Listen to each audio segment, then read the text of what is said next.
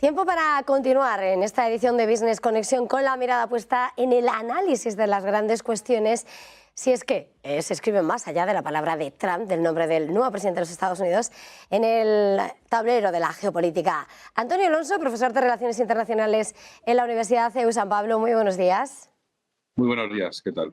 Bueno, difícil, lleva 5 días, hoy, hará 5 días en el despacho Valle, es difícil hablar de cualquier asunto en el tablero internacional sin que se introduzca su nombre y de lo último, lo más llamativo, lo que más se vigilaba, ¿no? Entre otras cuestiones, esa animosidad se muestra amistoso con Xi, que por otra parte es el gran amigo de Putin, pero bueno, Trump se muestra muy amistoso con Xi, no sé. Cómo pinta ahora mismo ese escenario cuando todo se está preparando para una guerra comercial, una guerra arancelaria, para precisamente no la mayor amistosidad. Pues vamos a ver, yo ayer, por ejemplo, le escuchaba en Davos. No es que yo estuviera en Davos como José Antonio y Marc, ¿verdad? Allí en vivo y en directo, pero sí que escuchaba su intervención que dirigió a los allí presentes y luego las preguntas que le hicieron, porque no fue un vídeo grabado, sino que fue algo en directo, en riguroso directo, ¿no? Y de toda la escenografía, a mí me pareció muy curioso, pues toda la puesta en escena. Hablaron 4 CEOs, le hicieron preguntas 4 CEOs, entre ellos Ana Patricia Botín, y me pareció muy curioso que todo eran alabanzas y buenos deseos para el nuevo presidente de los Estados Unidos, cuando hasta ayer prácticamente todo el mundo pues se le estaba echando encima. Ojalá que Donald Trump no gane las elecciones, esto va a ser un desastre. Aquí en España incluso la gente del Partido Popular, el exministro de Exteriores Margallo, pues se le preguntaba ¿quién prefieres que gane? Pues prefiero que gane Biden porque Trump es un desastre, no sé qué. Bueno, y ahora ya todo el mundo, ha ganado Donald Trump y hay que hacerse a la nueva situación, que ahí es donde quería ir yo, ¿no? Y la nueva situación es que Donald Trump ya le conocemos. Este señor tiene más de 75 años, tiene 78 años. No va a ser de repente una persona nueva, sino que se va a comportar de la misma manera que se comportó pues hace 4 años o hace 8 años, ¿no? Cuando empezó su mandato. Efectivamente, el mundo ha cambiado mucho, él también tiene esa capacidad de adaptación al nuevo mundo, pero este nuevo mundo es un mundo y él lo sabe, es un mundo en el que China ha pegado un estirón tremendo, ha pegado un crecimiento tremendo y Donald Trump viene para hacer a América grande de nuevo. Ese es su objetivo, ¿no? Y pase lo que pase, caiga quien caiga, cueste lo que cueste. Y esto lo tenemos que tener en cuenta. De ahí esos mensajes de vamos a elevar las tarifas. Y en esas preguntas, en esa conversación con los panelistas de ayer de Davos, se quejaba de la burocracia de la Unión Europea, pero también de las tarifas, etcétera, de la regulación. Es decir, él es un defensor de la desregulación, pero a la vez es un defensor de las tarifas, es decir, de las aduanas, del incremento de los aranceles, etcétera, etcétera. Algo que es un contrasentido. Es un contrasentido si no se entiende, digamos, la mentalidad de Trump, que es él va a utilizar todas las armas que tiene a su mano para negociar. Él es un buen negociante, él no está cerrado a la negociación. Por ejemplo, cuando habla con China, pues el presidente chino sabe lo que hay con Trump, es decir, no es un desconocido. Ni uno ni otro son nuevos en el puesto del poder, luego saben lo que tienen enfrente. A mí me parece muy bien que se mantenga una línea abierta de comunicación entre ambos y que efectivamente, digamos, hay una buena voluntad de entendimiento. Insisto, entendimiento en lenguaje de Donald Trump es negociación, y negociación en lenguaje de Donald Trump es apretar al máximo para luego conseguir al menos lo que yo quiero hacer. Primero, optar a los máximos, una posición muy maximalista, vamos a apuntar muy alto, y luego ya pues nos quedaremos donde justo queríamos, donde es aceptable o es justo, o justo donde queríamos llegar nosotros, ¿no? Pero la cuestión con Rusia, que es exactamente lo mismo y que afecta, por supuesto, al entorno geopolítico actual, es exactamente la misma. Es decir, él sabe que quien tiene la sartén por el mango en estos momentos es Rusia, no es Ucrania. Por eso de ahí la apertura a negociar con Rusia. De hecho, ayer en Davos, en la intervención de Davos, hizo referencia a esto en 2 ocasiones. Una, digamos, que tenía mucho que ver, porque era su discurso y él quería exponer esa cosa, ¿no?, que es la crueldad de la guerra, y me resultó muy interesante, porque señaló a él lo que le interesaba, y lo subrayó en varias ocasiones, es la gente que muere, ¿no? La gente que muere no solo en el frente de batalla, sino la gente que muere inútilmente, y lo subrayó, en las ciudades durante los bombardeos. Dicen, nos están engañando. Nos dicen que mueren en un bombardeo 1 o 2 personas. Dice, eso no es creíble.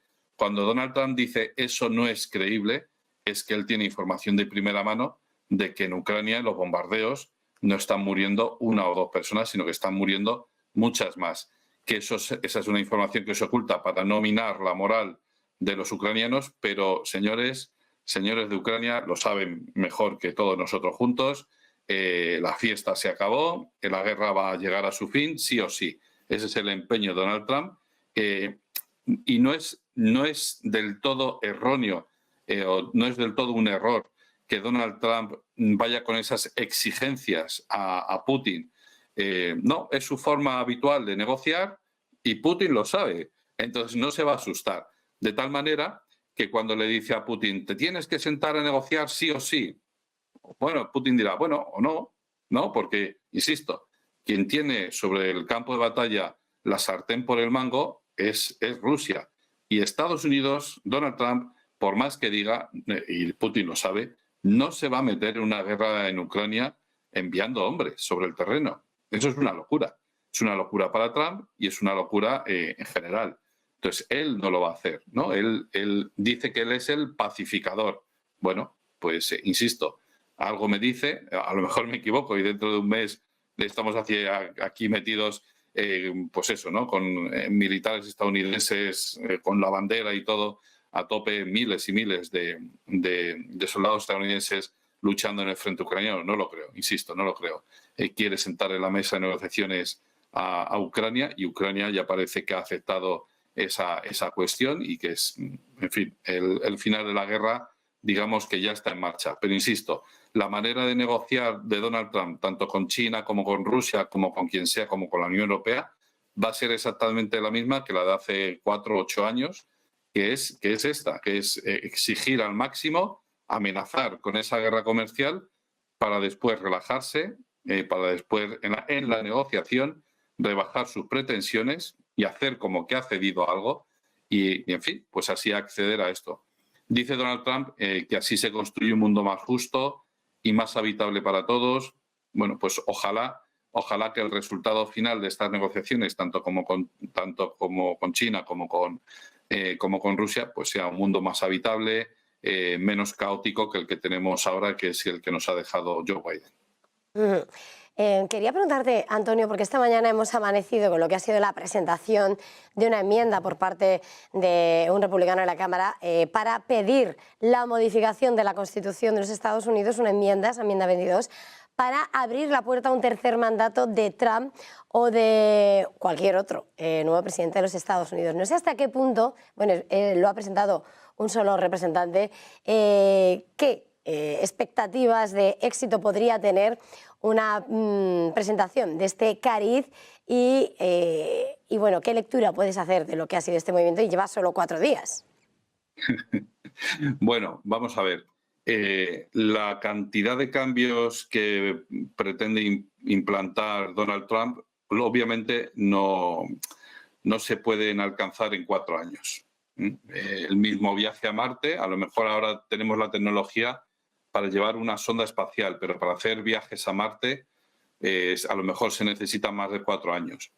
Todo lo que es el cambio de mentalidad woke, ¿no?, de lo de las cuotas de género, la discriminación racial, etcétera, etcétera, pues a lo mejor se necesitan más de 4 años. Entonces, por ese lado, yo entiendo pues que quiera, digamos, asegurarse que va a estar él en el mando para garantizar durante 8 años pues que se va a seguir trabajando sobre eso.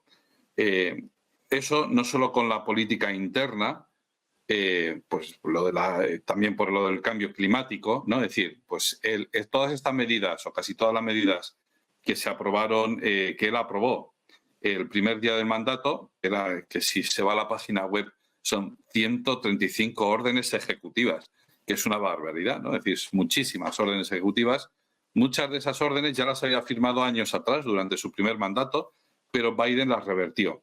Dice, no podemos estar danzando de esta manera, yo voy, luego tú vuelves, y luego yo voy, luego tú... O sea, tenemos que tener una cierta consistencia, una cierta coherencia, de tal manera que eso haga poso en la sociedad americana y la sociedad americana rechace de plano, por ejemplo, el discurso del cambio climático. Y que no se prohíba a alguien que quiera comprarse un coche eléctrico, un Tesla, de Elon Musk, pues que se lo quiera comprar, que se lo compre, pero que no se nos prohíba comprarnos coches diésel, ¿no? Por un tema de la descarbonización. No voy a entrar en el tema de la descarbonización del planeta, pero la cuestión es qué sentido tiene en Europa, para la Unión Europea, mantener esas políticas de descarbonización, apostar solo por renovables, etcétera, etcétera, cuando China dice, bueno, esto lo haré sí, pero para el 2060, y Estados Unidos dice, se acabó, eso ya no lo vamos a hacer, ¿no?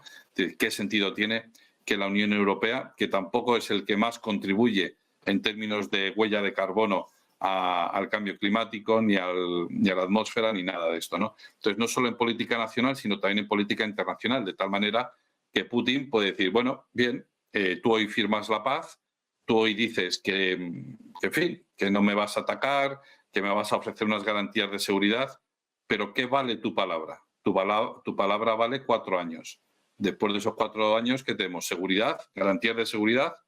¿O garantías de incertidumbre? Claro, entonces, en ese sentido, yo veo entendible que Donald Trump quiera prolongar su mandato. Bueno, pero es que además, digamos, él tiene ansias de poder y quiere dominar Estados Unidos y quiere montar en Air Force One hasta que se muera. Entendamos, insisto, que Donald Trump tiene 78 años. 4 años más pues son 82 y 4 años más son 86. Que una persona de 86 años pues puede estar en muy buena forma, pero quizás no para ser presidente de Estados Unidos, quizás no para ser presidente de Estados Unidos, ¿no? Y luego, por otro lado, lo veo factible, claro que sí. Veo bastante factible que se pueda, porque es un cambio de la Constitución, al final esto es un límite que se impuso o que se propuso a partir de Roosevelt, porque él estuvo muchos mandatos, pero con la excepcionalidad de la Segunda Guerra Mundial, ¿verdad? Y entonces después de él, Harry Truman, ya fue ahí, a partir de ese momento ya se implantó este límite de los 2 mandatos. Es decir, que es un límite que no tiene 100 años siquiera, pues tiene 80 años, un poco, una cosa así, y que efectivamente se puede revertir. ¿Es fácil? Bueno, en la mentalidad estadounidense, digamos que se ha sentado la idea de que es bueno, de que como mucho exista ese límite de 2 mandatos. Nada impide que ese proyecto no dure 8 años o 2 mandatos, sino 3 mandatos, pero encarnado, personificado en la persona del vicepresidente o del sucesor que sea del candidato republicano, en este caso de Vance o quien sea, ¿no? Ese fue el caso que tuvimos con Ronald Reagan.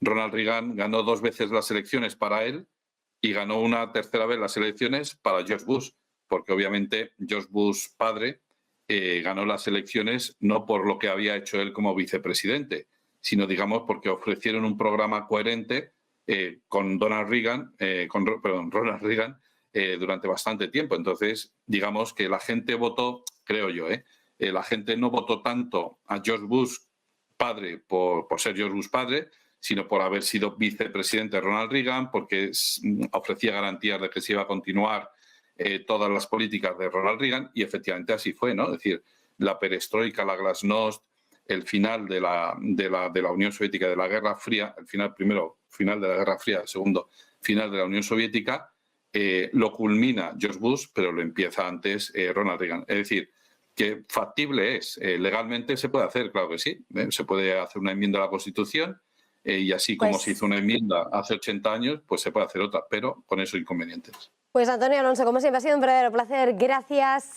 feliz jornada y muy buen fin de semana, buenas clases. Gracias, Eva, gracias.